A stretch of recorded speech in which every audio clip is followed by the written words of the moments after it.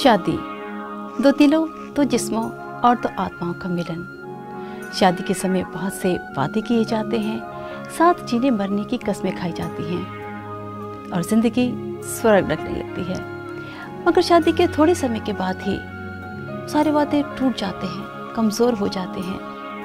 मोहब्बत की जगह नफरत, गुस्सा और जुल्म ले लेता है। कारण क्या है? ऐसा क्यों होता है?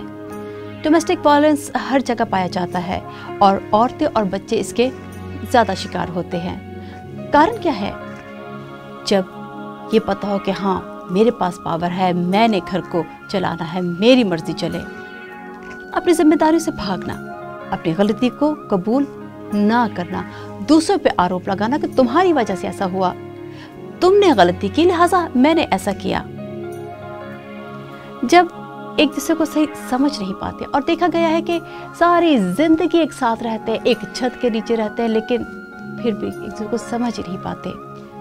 जब दूसरों से बहुत ज्यादा उम्मीदें रखते हैं, जब पति और पत्नी के बीच में कोई तीसरा आ जाए, बर्दाश्त की कमी, अंडरस्टैंडिंग ना हो, दोस्ती ना हो, और भी बहुत सारे कारण हैं जिसके कारण आज हमारे परिवारों में नफरतें हैं, जुदाइयां हैं, तफरके पड़े हुए हैं और परिवार टूट रहे हैं। और ये जुल्म, डोमेस्टिक वायलेंस हर जगह पाया जाता है और ये सिर्फ हाथों से नहीं, फिजिकली नहीं, बल्कि जुबान से भी होता है। जब मुंह से गंदी बातें निकालते हैं, गालियां निकाली जाती हैं और जब मजाक उड़ाया जाता है, तरह तरह के नाम रखे जाते हैं। और अफसोस की बात यह है कि ऐसा करने वालों को जरा भी एहसास नहीं होता कि दूसरे के दिल पे क्या गुजर रही है। बड़े आराम से कह देते कि लो गाली तो दी, लो एक थप्पड़ ही तो मारा। यानी अफसोस की बात इतना सख्त है, इस बात का एहसास नहीं है कि दूसरा क्या सोचता होगा, उसके दिल पे क्या गुजर रही है। यानी उसे इस बात का एहसास ही नहीं है कि दूसरा भी दिल रखता, वो बर्दाश्त कर रहा है। इसका ये मतलब नहीं कि उसे कोई महसूस नहीं हो रहा, नहीं, उसके सीने में दिल है, वो दुखता है, उसे गुस्सा होता है और फिर वो चाहता है कि मैं जितना मर्जी जुल्म करूं, कोई ना बोले, मेरे सामने कोई बोले ना, कोई शिकायत ना करे। और फिर जुल्म करने वाला ये चाहता है कि फिर से पहले की तरह सब कुछ ठीक हो जाए, वो शख्स भूल जाए कि मैंने उसके साथ क्या किया है और पहले से तरह वो उसका सेम रवैया, बिहेवियर मेरे साथ हो, पहले की तरह दोस्ती हो जाए। बच्चे तो मासूम होते हैं, डर के किसी को नहीं कहते और औरतें शर्म के मारे नहीं कहती कि बदनामी होगी। कानून हर जगह है, लेकिन देखा जा रहा है कि जुल्म बढ़ता जा रहा है और घर टूट रहे हैं। कैसे अपने घरों को फिर की तरह स्वर्ग बनाएं?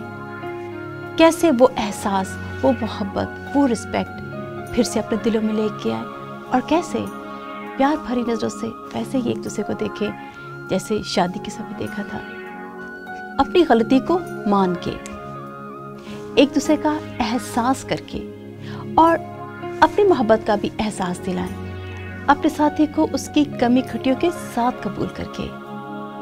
जब आप उसकी तरफ देखें, कमजोरी पे ध्यान न दें, उसके अंदर कोई छोटी सी भी कोई अच्छी बात है, छोटी सी भी कोई उसके अंदर क्वालिटी है, सारा ध्यान उस पर दें और अप्रिशिएट करें इसको, यानी उसकी कमी खटी के साथ उसको कबूल करें। जिंदगी बहुत हसीन है और जितनी खूबसूरती बाहर दुनिया में है, उससे कहीं ज़्यादा खूबसूरती आपके अपने घर में है, रिश्तों में है। उस खूबसूरती को महसूस करें अपने परिवार में, अपने घर में। परमेश्वर ने जब पहला नर और नारी बनाया, आदम के लिए एक ही औरत बनी है और नारी को आदम के सर और ना ही पाँव से बनाया, बल्कि पसली से बनाया, जो कि दिल के बहुत करीब होती है। क्या मतलब है इसका? मतलब यही है कि मर्द अपनी बीवी को मोहब्बत के साथ रखे और औरत के लिए भी यह है कि वो उसके सर पे ना बैठे, बल्कि उसके अधीन रहे, उसकी इज्जत करती रहे। फिर भी खुदा में ना औरत है ना मर्द, दोनों बराबर के आशीष के अधिकार हैं, बराबर के वारिस हैं।